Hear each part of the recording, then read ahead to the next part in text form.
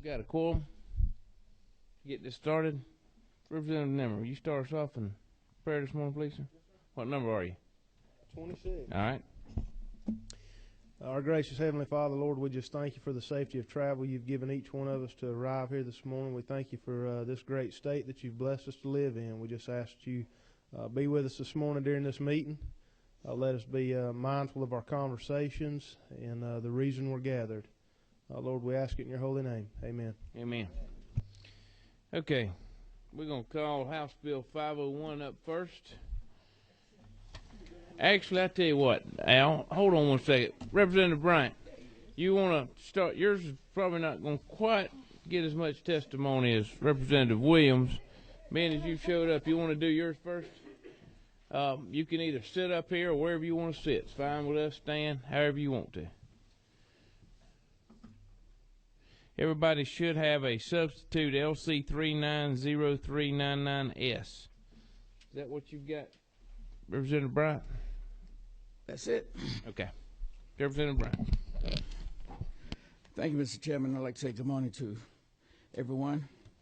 I have a bill here that was brought to me by the city of Savannah, and what they're asking for is that they be notified by the Department of Transportation when trees are being cut on the right-of-ways that come through. Now, what was added here also is the cities that has tree ordinances.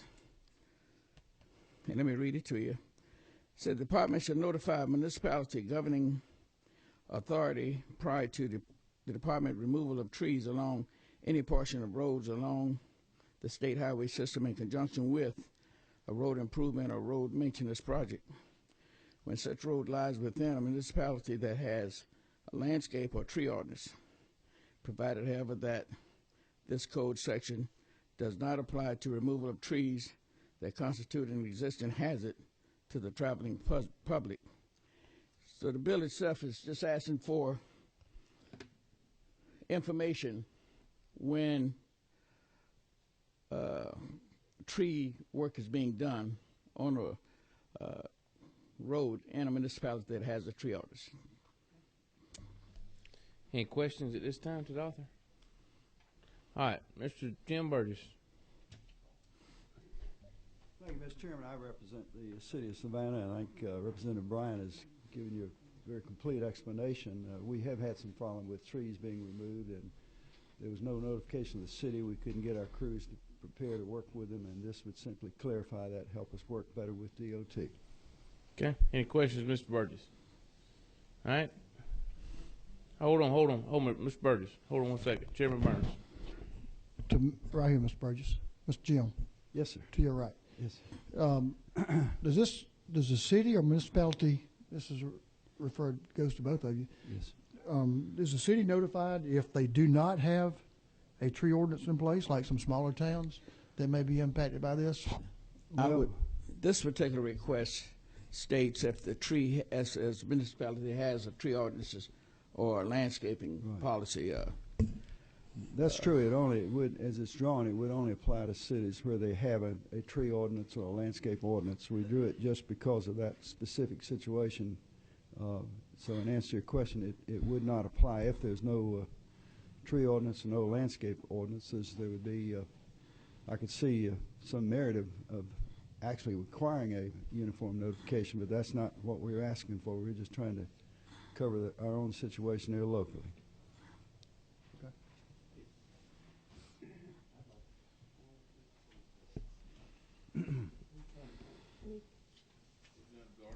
Thank you very much, Mr. Chairman. The City of Atlanta has a tree ordinance. It seems to me if a tree is unsafe, that they would be responsible for removing the tree. That's true, and I think a provision was added when the bill was revised to deal with that situation, to remove trees that constitute a hazard. So under the current law, GDOT is not able to remove trees that are hazardous to drivers? I think they can. I'm not Pat, now we're not on the 501 right now. We're on 501? We're not. Oh, wake up just a minute. I'll wait. Sorry, Representative Williams, at least you know where she's coming from. You get ready. Get ready. Chairman Reinders. I got your back, Daddy. I'm just, let's break this down. When would we remove trees? This is to the author. When would we remove trees when they're not at that a hazard? No, this request is only to be informed by the employees of DOT, the contractors of DOT, when they're employed to do road work or cut trees. The city is to be notified. I understand, but are we currently, is there anybody here from the department, what are the conditions now to just go out and arbitrarily remove a tree?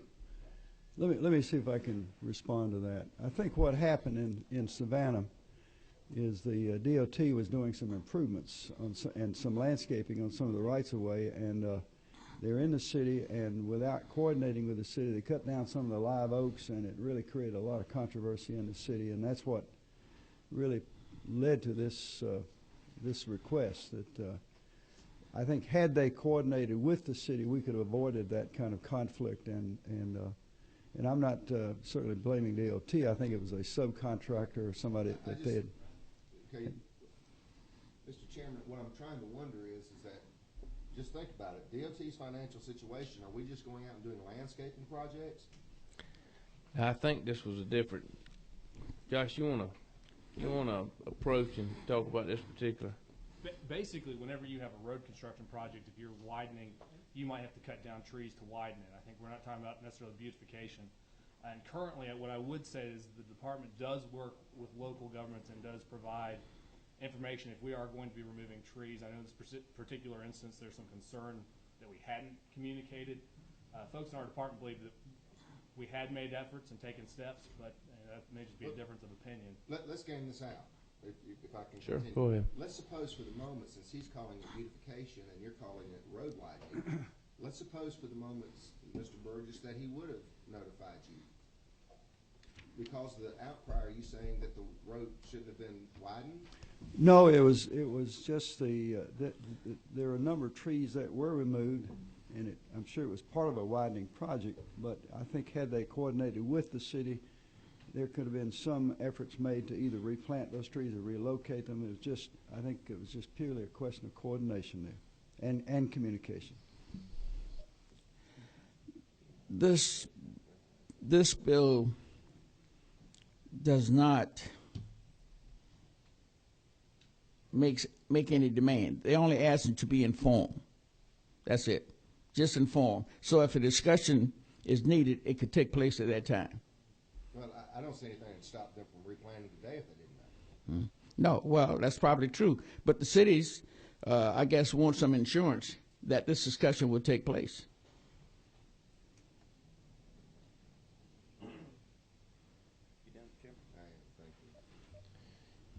Representative Deffenbaugh.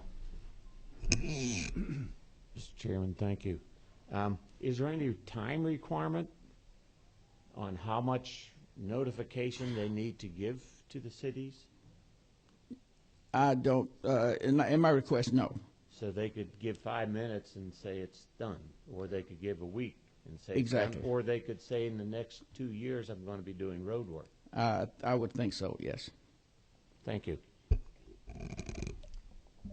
Any other questions from committee members? Okay, thank you, Mr. Burgess. Thank you very much. Josh, you got anything else you want to say on this? Just one thing. Obviously, we Sure. understand we're Representative Bryant's bill, and we respect that process. And the only thing I would add is our only other concern about the legislation would be that, granted, when sometimes you're removing of trees, even if you provide notification, it's going to be a difference of opinion.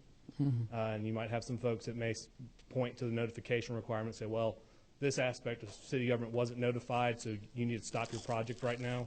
That would be the only thing that we would also be concerned about, is how that is interpreted. So to make sure folks don't abuse this requirement in a way to stop a much needed project.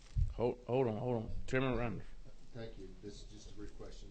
Is the department opposed to this bill? We have concerns, but we've not said that we're taking a neutral stance. We're not. Your position is neutral. Neutral. Any other questions for Mr. Waller? Okay. All right. At this time, Representative Garner. At the appropriate time, I'd like to make a motion. I move do pass. Have a motion do pass. Do I have a second? No. We have a second. All those in favor signify. Any other further discussion? Chair hearing none. All right. All those in favor signify by saying aye. Aye. All those opposed? No. Give me a. What's it, Representative Nimmer? Yes, sir. Just a question, Mr. Chairman. Okay. And this may not be the appropriate time. I should have probably asked it a while ago, but I think maybe some of the confusion, I may be speaking way out of turn, and forgive me if I am, but I think the notification process may have some concern with folks, whether you give 2 years or 5 minutes. I think maybe, Representative Bryant, would you be receptive to a friendly amendment to put a notification clause in there? That way somebody couldn't come up, excuse me, at spur of the moment and say, well, I did my due diligence. I gave the city notification that we were going to protect the city and GDOT, I believe, in this case. I don't see anything wrong with that, Representative.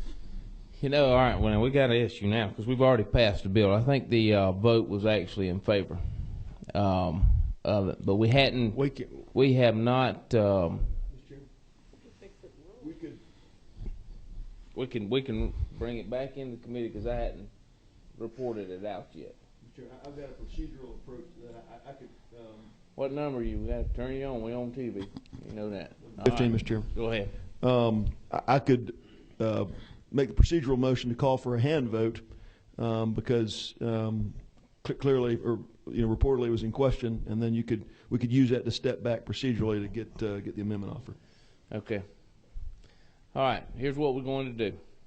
We're going to take a hand vote, and if you want to move it as is, you vote yes. If you want it to come back and maybe be amended, you can vote no. So, Mr. Chairman, I'd like to be recognized for substitute motion. All right, you're recognized. Mr. Chairman, a motion was made do pass. I'd like to make a substitute motion to offer an amendment if it pleases the chair. Okay. Could I ask a question, Mr. Chairman? Sure.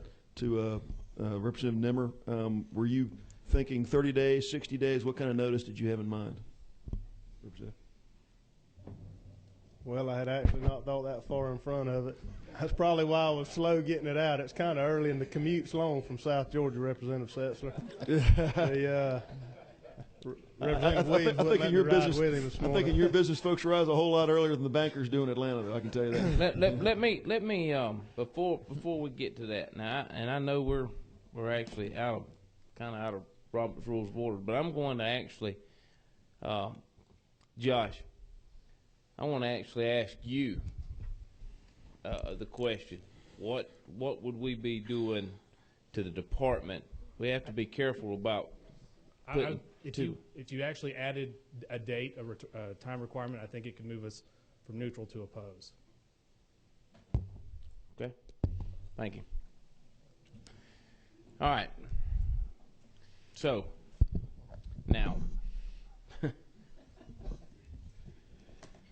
Oh, all right, here we go.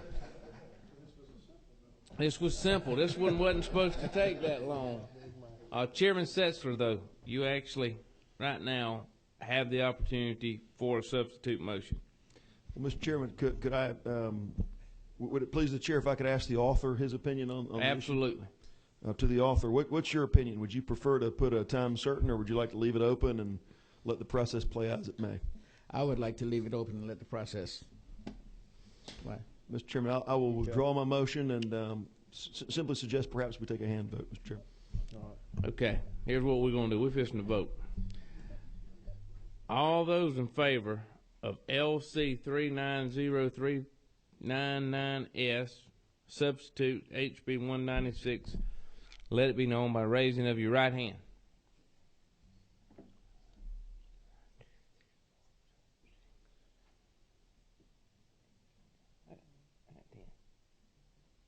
right, all those opposed?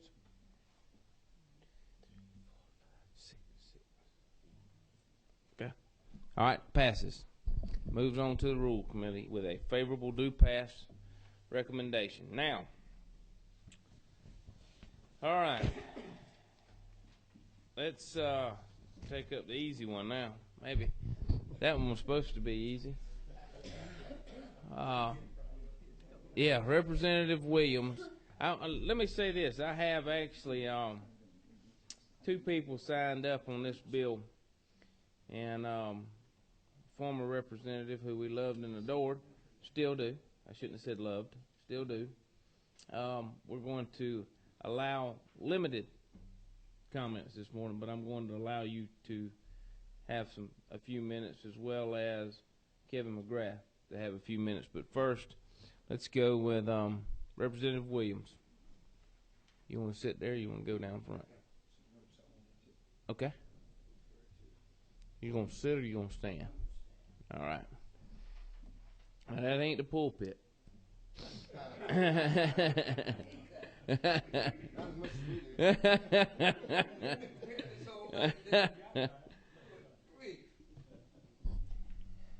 Thank you, Mr. Chairman, members of the committee. I bring to you this morning House Bill 501. Let me preface my remarks with this. This is not a bill that just jumped up as a result of a recent tragedy during a storm. I discussed this bill with the chairman and several others over a year ago. And it's interesting that this morning Representative Bryan brought a bill, and this bill really should be called the Bob Bryan bill. I was on the road to going home a year ago, and I was 5 minutes behind Representative Bryan when he came within a hair's breadth of being killed. When I got there, his car was completely demolished, and he was standing out in the rain. He was on I-16. Not a good feeling. And I started talking about this. I talked about this with Representative Epps and several others. This bill is very simple. It is what it says, and all it says is that when there are trees on the public right-of-way that are capable of falling onto any portion of the main traveled way of the interstate or limited access highways, that under the direction of the Department of Transportation and with them or their designated third party, these trees will be cut back so as to eliminate a safety hazard. There are no boogers in this bill. I just started paying very close attention as I drive the interstate in Georgia. And as I drive down 16 every week, back and forth, I started noticing so many trees that could very easily fall. And I don't like to sound morbid, but I've just had so many people that have called. There have been a lot of people injured in Georgia with falling trees. A lot of property has been lost. And this bill is a bill that hopefully will eliminate the majority of this problem. Now, I've gotten some calls, and I have not had my phone blown up like some of you have said you have, but I've had some very reasonable people that have called me for a closer explanation of the bills and why. I've told you why. I met this morning with a representative from Trout Unlimited, and he made some very reasonable recommendations, and I think we don't want unintended consequences. What we're saying here is based on the recommendations of Trout Unlimited. When the trees are cut, ground cover and permanent vegetation can be planted in the areas of removed trees to mitigate increased surface water runoff and erosion caused by the tree removal. Very reasonable. We have an opportunity to make our interstate system even more beautiful.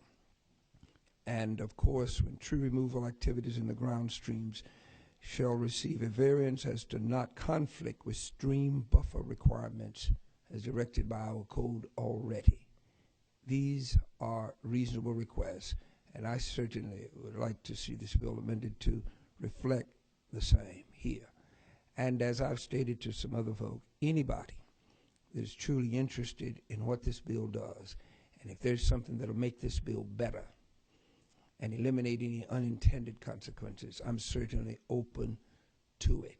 This bill is revenue neutral because it will pay for everything it does, because in the competitive bidding process, these funds will come in to DOT to do some of the things that have already been listed. And it is a bill that hopefully can prevent a tragedy. I am not going to be a sensationalist. I'm just saying what I feel. I've noticed every day we have school buses from outside of the metro area even have traveled our interstates. Let's not wait to truly have to have an after the fact. There's just too much possibility of tragedy here. That's my bill, Mr. Chairman. Any questions at this time, or do you want to wait to ask? Anybody got questions for? Okay. All right, Representative Williams, you can either come back and sit down or sit wherever you would like at this point. I'm sure we're going to have some questions after we get through. Former Representative Ellie Dobbs. Mr. Chairman, I'd like to hear from the department first, if that would be all right. They haven't even signed up to speak on the bill. He was signed up to speak. He's not signed up. He can. He's more than welcome to. But I guess what I would say first is obviously we understand the department places a high premium on safety. And obviously we want to take every step that we can to try and prevent accidents. But ultimately we know that there is a will greater than our own that governs a lot of the things that happen in this world that we can't anticipate. I think one of the metrics of the bill is if the tree is tall enough where it could fall into the road, but ultimately you could have a situation where a tornado or something could pull a tree up and throw it farther than that. So obviously the concern would be this bill would not be a panacea to every potential threat that could happen. That's one thing that I would state. The other concern would be about cost, just in terms of the mandate placed on the department. Now, there's been some discussion about the offsetting of, if someone were to come in and bid to take the tree, and the value that they could get would offset their service. One of the concerns that we found, though, is for someone who's coming to harvest, they place value on that tree if they can come in and harvest large sections. The concern would be that if they're coming in to remove spot removal, that they might not be able to get the compensation necessary to offset their cost. So there'd definitely be a concern. We don't have numbers yet on what this would cost the department, but if you just went on the basis of the height of the tree to the road, we could be looking at something potentially in the millions to the department. Again, we prioritize safety, but knowing that the pressures that are put on the department as the budgets have gone down, as road miles have gone up, it's a continual problem that we've had. So that would be. You have a question for Pat? Who you have a question for? Okay. From the department. Representative Gardner. Thank you, Mr. Chairman. What's the current procedure for removing a tree that appears to be dangerous? We would, if it were identified, we would have someone in one of the district offices would go out there. We have 2 arborists in the department that can be called out to go look at a tree and determine whether or not it's dead, and then it can be removed. The department will actually can do the removal itself, or it can be contracted out to do. So if it's dead, but trees sometimes fall over before they're dead. Correct.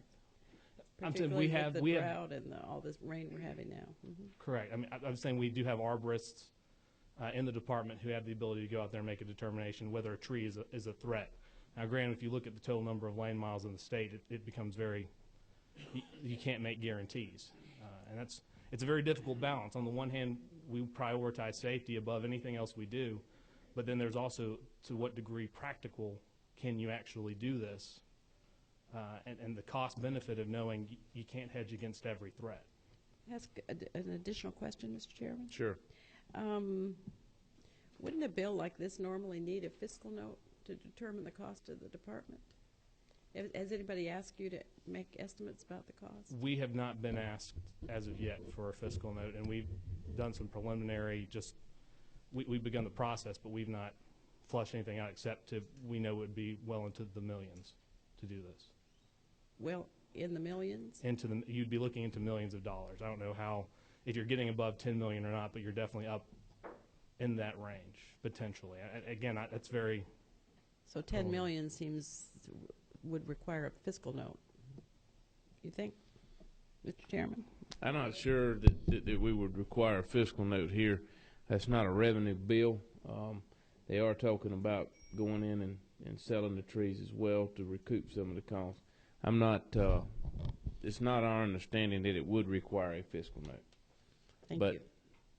Okay, hold on, we lit up. Is everybody that's wanting to ask questions wanting to ask Josh, or? Okay, let's go. Let's see. Chairman Reiners. Well, mine, I almost want to hear from the department and the author of the bill. I don't know the definition of capable of falling. I don't know what the attorneys had in mind. Okay. Because capable of falling, I discussed the bill strictly on height. Okay. Because on height, certainly we can't protect against every unintended consequence. Right. That's impossible. But what I'm saying is there are a lot of trees out there right now that are even dead now. And what I'm saying is that if you let bids, there's a simple adjustment. If you have a very expensive piece here that it is not economically feasible to cut, you compensate with the areas where it is, if you understand that they'll cover that. You don't ask people to go out there and do it free. But it's very easy to adjust it. And the $10 million figure that just dropped out of the sky has nothing to do with the revenue as a result of cutting. Does the department have a definition for that? If you were just to look at it facially, it just says that if we make a determination that the height, we would have to basically look at the tree. If the tree's height would put it such that if it were to fall, it could land in the right-of-way or in the road, I think that makes it capable of falling. Okay. Just a couple more follow-ups, if I may, Mr. Chairman, just to wrap my mind around this. Let's go with as soon as practicable. I would assume that would mean as soon as you possibly can do it. I think that what it says here is if you say, obviously the statute is or the proposed legislation is what it is. It says if you go and you determine that this tree is high enough that if it were to fall, it could be in the road, then you need to remove that as soon as practicable. To the author of the bill? Let's suppose for the moment DOT knew and they notified the city of Savannah. Try midway this time. Okay, midway. As soon as practicable. I hate that word. Let's suppose they notified them, in 2 weeks. I'm just trying to wrap my mind. If it fell within that time, is there a liability issue? You didn't get out here soon enough? That wasn't practicable enough? I missed that because What if it falls in the meantime, before they got out there, even though they've got it on the list, they recognize that it's dangerous, they contracted it out, they did bids, and in the meantime, waiting to open those bids, it fell. Is it liable? Are they liable? There's no preparations made. I understand. Tree falls right now. We're in the same situation. At least we're working toward doing something. And I'm really reluctant to talk about money here because I just don't want to tell a family we didn't do it because we couldn't afford it. I understand, and I want to do safety. I just want to do it right. I think to answer your question, Chairman Reiners, sovereign immunity would come in. Okay, and what I would say now is to answer the author's point is right now you would have plausible deniability because you didn't know. And then finally, this is the final of both. Why would you think that the lives of Georgians on an interstate are any more or any less than Georgia Highway 82 or 520 or 19? Or I mean, how do you draw that? I agree wholeheartedly. The situation is that we're responsible, of course, for all state highways. But if it's this tough just to cut the interstates, can you imagine what it would be like to even talk about anything else? I would love to see it touch every highway. I just crossed under a tree last night that was hanging 6 or 7 feet into the interstate. But, you know, we got to start somewhere. I'd actually probably say to you, Chairman Reynolds, probably a lot of that on our state highway routes would be actually be on private property. Yeah, be off the right of way. I know there's also some poles there that limbs hanging and so forth. But anyway, I don't think it'd be an all or nothing proposition. I'm assuming there'd be some that would be. What's the department say about state roads? You know, ultimately, and I guess the only thing I would add additional to that is not that the department, you know, when we talk about cost estimates, not that we're trying to place a value or say you have to weigh this out. It's just sort of a practical response to, you know, when you're going out and doing something, there's a cost associated with it, and you have to make decisions about where the revenue will come from. And so ultimately, what we're charged with is, you know, if we, you know, you've got this example, we went and we cut down, if we went down and cut down all these trees and you didn't have a tree that fell into the road, but then let's say you had a tornado situation and it gets thrown in the road and it kills somebody, you still have the same event. So ultimately, we can't prepare against everything. I mean, ultimately, you could just cut down every tree in the state if that was your concern. Thank you, Mr. Chairman. Okay. Chairman Hamilton. Thank you, Mr. Chairman. This is addressed to Josh. I really didn't have any concerns with what you were saying until you threw out the $10 million number. Are you saying that the department is currently aware that there's that many trees that are that dangerous around the state? That the $10 million, maybe I'm trying to figure out how many trees that is, but for you to put a $10 million figure, I don't know how many that is, but that's got to be a huge amount of trees that you're saying that the department is currently aware that it's dangerous out there. Allow me to qualify that. When I said it was going into the millions, I didn't know that if it got to 10 million or not, but I was saying into the millions. I wasn't saying, I guess I was trying to put it in parameters. We don't know exactly the number, but we know that it's going to be in the millions. But I've heard 10 million several times. I'm just trying to clarify. When I made the comment, it was sort of I think the northern cap of where the cost could be, but I don't know that that's. And we certainly are aware of the budget concerns and the lack of ability to pour asphalt and other things, and so we're not trying to hurt the budget, but I guess I'm just trying to understand how big of a problem this really is, and I would hate to think that we know that there's that many of those out there, but yet we're gonna say because of budget concerns we're not going to be able to address those. I'm not looking to spend any more dollars not putting pavement on the ground out there. I understand that, but I do have a concern if we're saying there's that big of a problem, yet we're not willing to find a way to fund it. Well, I guess the question would be how you define what a problem is. Right. I think obviously there's a difference between a tree that is in a state that could fall, whether it's dead or whether it's the ground around it's insufficient for the root system to hold it, and then a whole swath of trees that are growing up along a state route that you would basically kind of clear cut along there. I mean, in hopes of making sure that one that's going to fall in the road doesn't fall. But I would like to think between your arborist and the engineers that you have, along with a good dose of common sense, y'all would be able to prioritize and determine how many of those trees really need to come down. And granted, we've heard about tornadoes and all. There's really virtually nothing you can do to protect yourself against the act of God in those particular situations. But I think what we're talking about are those places that Representative Williams has identified that are very obvious a threat to the general public. I guess what I would add, though, this bill does not necessarily, it defines a threat to the general public as any tree that is tall enough to possibly fall on the road. It doesn't say a tree that's dead. It doesn't say a tree that's tall enough to fall on the road that may fall on the road. It says any tree, if you determine that it's high enough that if it were to fall into the road, it needs to be cut as soon as possible. And surely you're not saying that the Department of Transportation of Georgia needs that type of specificity to figure out which trees it makes sense to cut down and which ones it does not. I guess if we were trying to follow the statute, we would. Okay, thank you. Chairman Burns. Yes, sir. Didn't you? Oh, I'm sorry. I thought you had yours here. I'm sorry. Who's it? Chairman Sessler. Thank you, Mr. Chairman. Question to the department.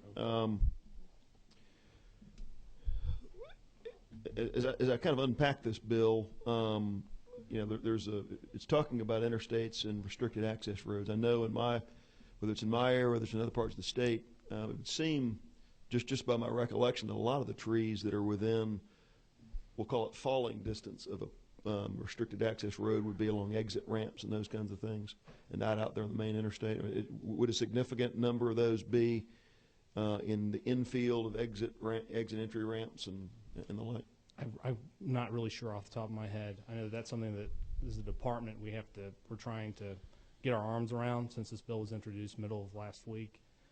You would definitely have a lot of situations where you would have those trees in closer proximity on the exit ramps, but depending on the state route or interstate, you know, you might have some that are just right there. It's more of an issue even just along the... I guess my question is, are exit ramps considered part of the limited access space within a DOT right of way? I believe they are they not? They would. I think they would be. I would have to double check and get an answer. I asked that question because I'm trying to get my mind around the cost here. I think, you know, generally, when you think about cutting down timber, you think about nice big pine trees that make sense to harvest. You know, if we're to draft this bill consistent with the author's, you know, expectations, where if we put in this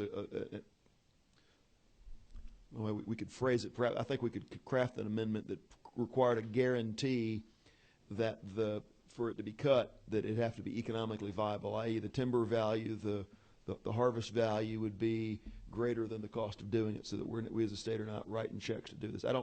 I'm not really comfortable that's the case, but if that were the case, and I think that is the author's intent, if language were drawn into this bill to require the DOT to only take bids that were positive net dollar bids, i.e.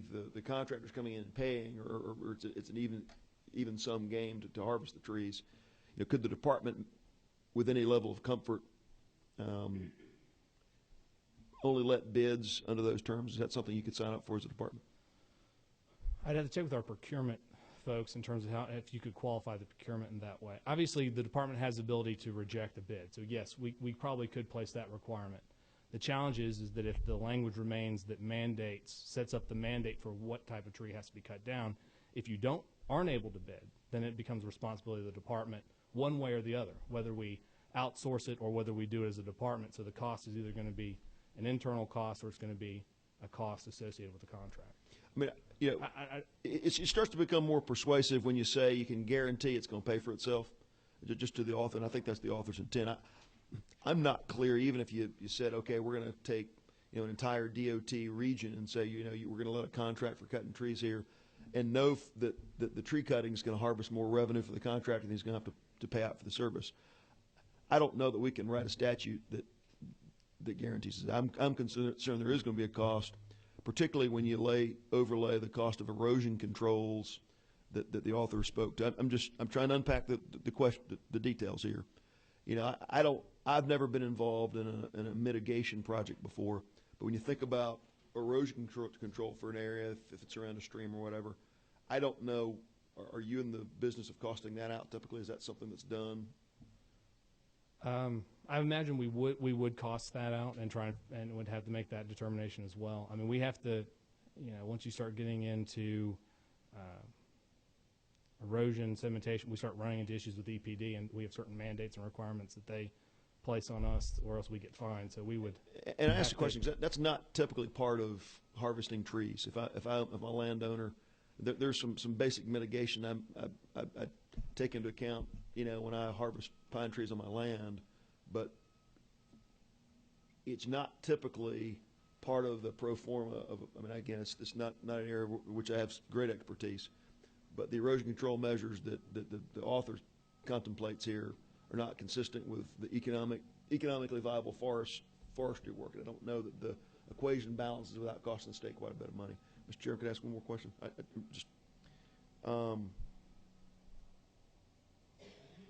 To the point of the exit ramps, and to the point that Representative Reinders raised about restricted access highways, and non-restricted access. Do you have any sense, and I don't suppose that we would at this point, to me there's a big threat when you're driving up a non-restricted access highway that's DOT managed, whether it's Northside Drive or whether it's Kyle Parkway, 45 mile an hour, 50 mile an hour speed limits. To me, there's real issues, safety issues there to the extent there would be on an interstate or an exit ramp. Do you have a sense of what the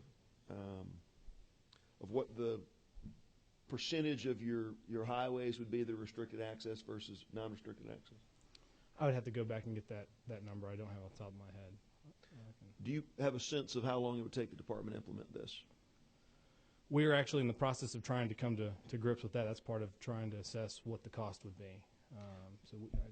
And I say that because you've got a duty. You know, we passed this bill. You've got a duty to get this done. My concern is if a tree falls between now and when you've got it done, you have a positive legal duty to remove these trees, which are a resource of the state. Yeah, this isn't the Judiciary Committee. I'm not a learned attorney, Mr. Chairman. I do know that when the state has a duty to do something and that duty's not done, there's exposure that perhaps we would need to have a timeline in this, designating when this has got to be done by, because I think there's got to be time certain for you all from a contracting perspective.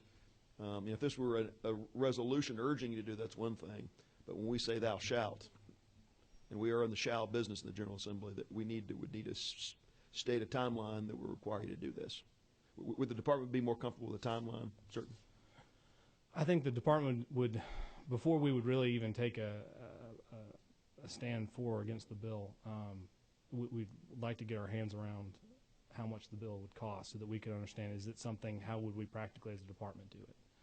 The other piece would be if you say a timeline, you're going to have trees that are going to, right now you go cut them down, and then there are trees that don't qualify that they grow, and next year it'll be an ongoing process of us having to monitor tree growth and make determinations. So I guess in the sense of getting it ramped up, I guess a timeline could make sense, but it would be an ongoing process of having to constantly monitor to determine this tree is now going to if you leave this as the criteria, is any tree that's tall enough to. I'd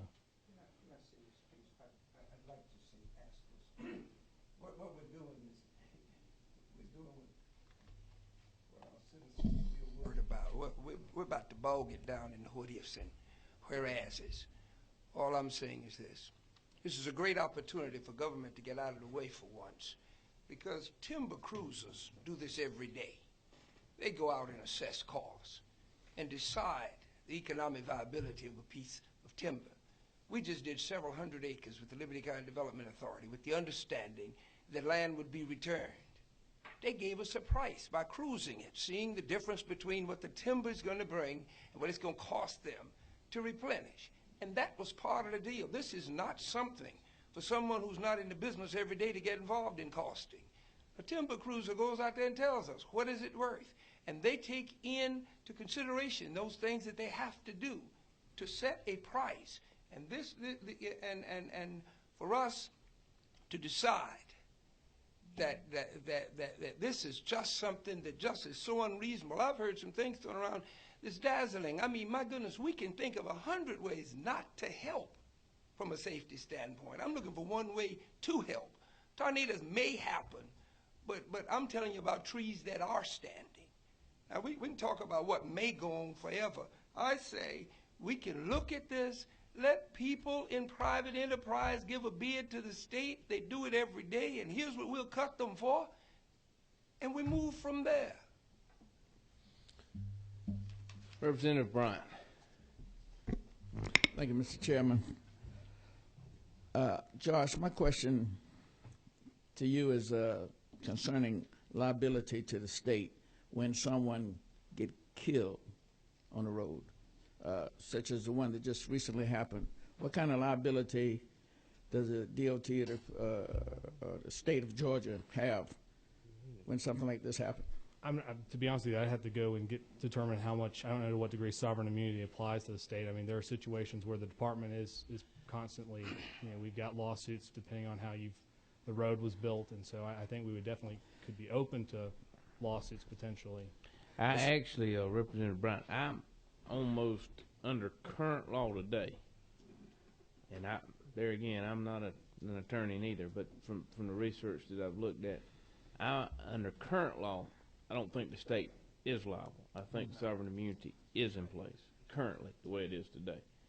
Now, if we change it, then we could possibly change that. But I know that currently, I think we in fact, I'm about 90% sure sovereign immunity was in place. Well, that is a concern of mine. And as Representative Williams mentioned, about a year ago this time, on a Friday, just going home for the weekend, driving 70 miles an hour on I-16, $52,000 car. All of a sudden, my car's demolished. Luckily for me, I was the only one. What if I had kids in the back seat where the tree hit? You know, it's concern. And I thank Representative Williams. Chairman Burns, did you have, okay. All right, Chairman Reiner. I'm sorry, we talk about revenue neutral and don't need a revenue bill, but then we're sitting there saying let people bid to the state. That's an inconsistency to me. It's also an inconsistency to me that the time that I've been up here the last 5, 6, 7, 8 years, I've heard about DOT not cutting the right-of-ways like they used to. We've all heard those complaints. We all have heard those complaints from our local governments and other people. And now we're going to sit there and go, we know you can't cut the grass on the right-of-way, but can you knock this tree down because it's tall enough? It sounds like there's a revenue problem, and it sounds like we're putting more on a DOT that can't afford the basic services that we thought we were getting just a few years ago. Thank you. 26. Yeah, as a logger, you going to have some input into this? Thank you, Mr. Chairman. No, just clarification, and to Chairman Reiner's point and the author of the bill, Representative Williams, when you said put a bid in, that doesn't necessarily mean a cost that the state would pay a contractor to remove the tree. It could be revenue coming into the state. I think that's where the revenue neutral was. All right, Chairman Reiner, y'all. Thank you so much. As a property owner who's had several trees removed, I can't ever get one of them to do it just for revenue neutral. I just never have. You got to plant pine trees instead of scrubs. Listen, we've got people that go up and down the neighborhoods. That go up and down. I've had them because of rainfall. I've had them go up and down the neighborhoods. Let's be practical, and look at the trees because the pine beetle, and see the top of them browning. And we know that's the truth, and we know that happens. And whether it's on someone else's private property falling onto an interstate or not, no one ever comes in and says, you know what, just for the wood, I'll cut that tree down. I've never had that, and I bet I've removed 20 trees, just for whatever that's worth. Mr. Chairman, may I? And that's unfortunate that's your situation where your property is, but in the scope of the state, I think you would find that there's a large portion of it that would actually be revenue positive to the state. Now, is it enough to offset the trees in your situation? I don't know. I think that's where Representative Williams is saying move forward and let's do one thing then, Mr. Chairman. There's obviously some question about this. Then the author of the bill wouldn't mind a friendly amendment says as long as it doesn't cost the state anything. I don't have any objection. I mean, if there's not a revenue problem, we'll say as long as no contract's given where the wood doesn't cost more than the cost of removal. You can't have it both ways. Leader Nimmer. Mr. Chairman, with all due respect to Chairman Reiner, I think what you would run into there is then a case where maybe there is only 1 or 2 trees that need to be removed. Then you would be forced to take out an area that is cost efficient for a harvester to come in and take them. Then essentially you're taking more timber than what was needed at that point. It may not be revenue neutral for the property owner in your case, and I understand and respect that, but I think what the author is saying, Representative Williams, correct me if I'm wrong here, is that there's going to be times where you take the 1 to 2 trees where it's a cost to the state. There's going to be other times where it's revenue gain. For the state, it would be neutral to you, you might lose. Your So sometimes we make more money because of the lumber, and other times we'd lose money. Would be your point. So it'd always be neutral. My point is that that's probably a pretty good scenario. Yes. All right. Wait a minute. Who's 29? All right. Mr. Chairman, go ahead. Thank you. Chairman Reinders, I'd hate to get in a situation where we said it costs money to the state, so we're going to leave a safety hazard out there. I have a real concern with that. And I know the chairman and I have rules coming up very quickly. At the proper time, can we allow this committee to decide whether this bill move forward or not? Yeah, and unfortunately, I give Representative Dawes my word. I was going to let her say a few words, but because you allowed the department to go first, you have shrunk your time down drastically. So I'm going to give you a couple of minutes. Be very brief. Well, thank you, Mr. Chairman and members of the committee. It's good to be here again. And since we are being recorded, my name is Ellie Dobbs. I'm a former state representative, but I'm not here in any capacity other than as a concerned citizen of the state of Georgia. And although I applaud Representative Williams in trying to protect the citizens of our state, I also had a lot of questions about this bill. It's a little short bill, but there are pages of questions, and not only the cost to the state and how many employees it's going to take to implement this bill. Are there going to be reporting requirements and inspectors that are needed to drive up and down the miles and miles of all of our highways? Also, the liability to the state, that if you change the law and you require the state to do something, how does that impact our sovereign immunity? And is there going to be a liability if someone reported a tree and the state didn't have the money to cut it down, or we didn't get a bid high enough to remove it? Then is the state going to be liable? Also, how many trees does this really apply to? Is it thousands? Is it millions? When you think of all the miles of road that we have in our state and all the beautiful trees that we have along these roads, are we going to have to cut them all down? All those that are tall enough that are going to be able to reach the road? And is there better use of the state dollars to save and to protect individuals? Wouldn't these dollars be better put into criminal justice or law enforcement to save lives? Also, questions about the lumber reimbursement and whether or not cutting down these trees is going to pay for, the lumber cost is going to pay for the cutting down of the trees, as Representative Reinders mentioned. Also, which roads does it apply to? What roads? Are they state roads? What exactly is the term interstate or limited access highways? Which roads are they going to have to inspect and monitor for future times when the trees grow high enough or they eventually do reach the road? And then who is benefiting from this bill? Is it the logging industry, other industries, and is there going to be a gratuity to the state that will result in an unconstitutional question that may be going into our courts, and we're going to end up having all of these legal fees that we're going to have to deal with? Then there are all the unintended consequences of the bill. We're cutting down these trees and we're removing the sound barriers and the view barriers that are in place now by these trees. And how is this going to impact our neighborhoods in the urban areas, and how is this going to impact our businesses along the roads that when the removal of all these trees? Then you have the soil erosion and the drainage issues. When you remove trees, you're going to end up with a lot of soil erosion that with soil washing into our roadways, and is this going to be even a more hazard? Also then the impact on the natural beauty of our state and the wildlife habitats and all the beautification projects that we put in place in Atlanta along the Beltline and in Columbus with their beautification projects. How is this going to affect them? Are they going to be mandated by this bill to cut down all these gorgeous trees that they've been planting over the years? But the real reason I came here is because I wanted to share with you a personal experience. And just like Representative Bryant, about 10 years ago, I was driving back with my husband from a basketball game that my son had, and we were on in Atlanta on the corner of West Paces Ferry and Northside Drive, which is the state road, and it was starting to rain just a little tiny bit, and all of a sudden we were going only about 20, 25 miles an hour. All of a sudden there was this huge explosion.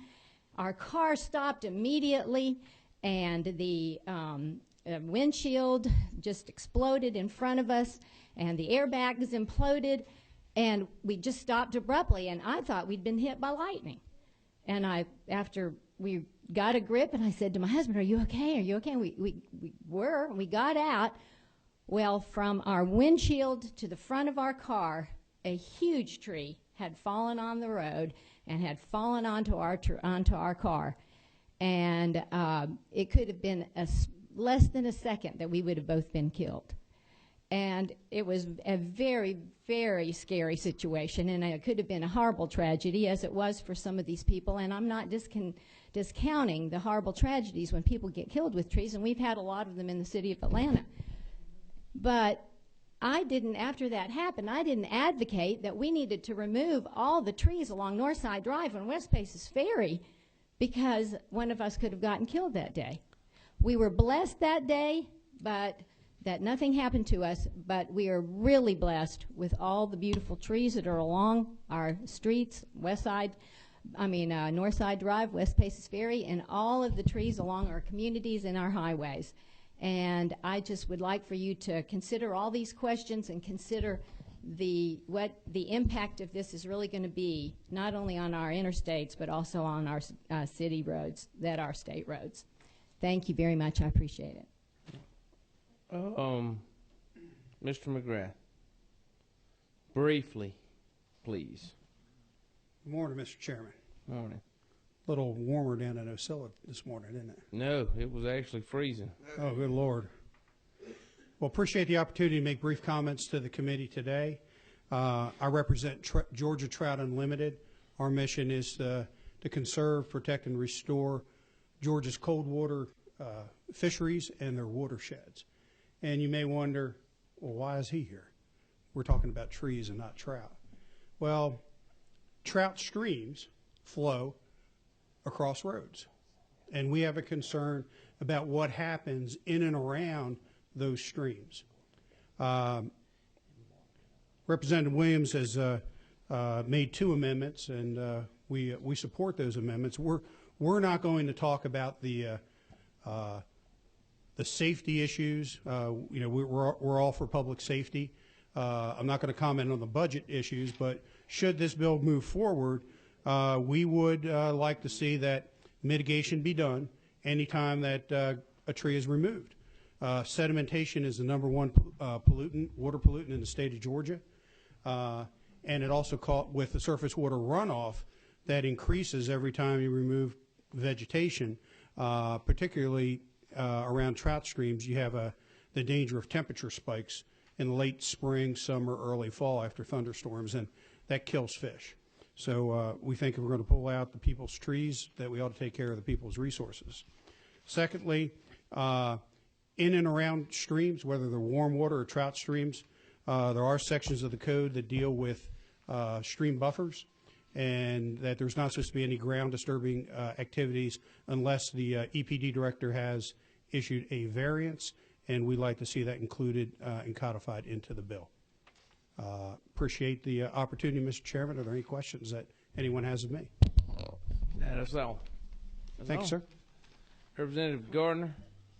Thank you, Mr. Chairman. I know the Rules Committee is coming up, and the people who have testified have asked quite a few questions that I think are unanswered. So if at the appropriate time, I'd like to make a motion.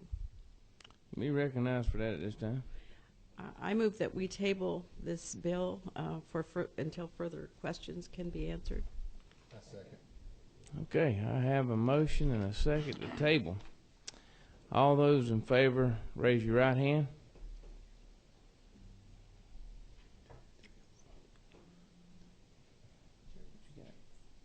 All right, all those opposed to table.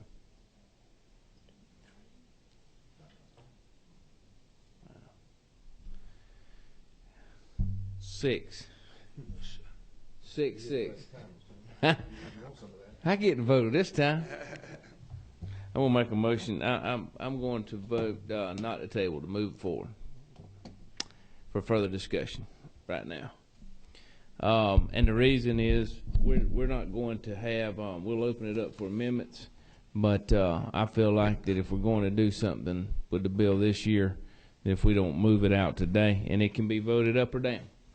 But this is the opportunity to move it. If not, it won't be able to make it out to possibly have a floor vote this year.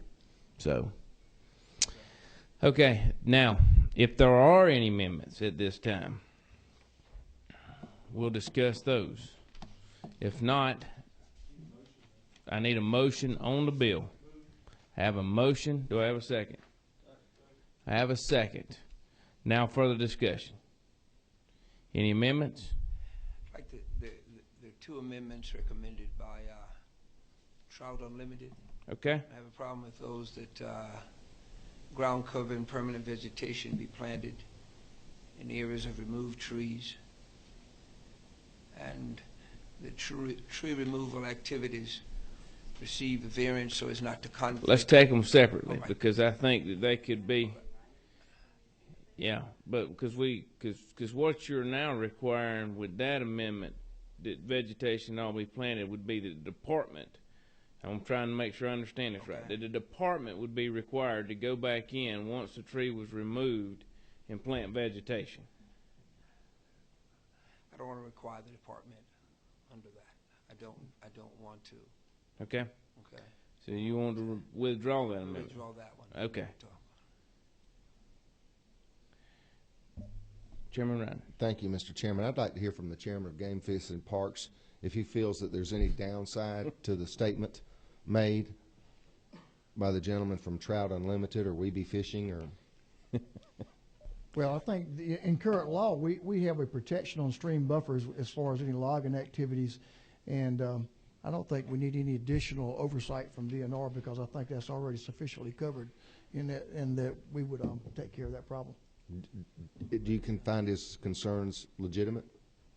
I certainly find them legitimate, but I think they're covered and adequately, protection is adequately in law now. Thank you.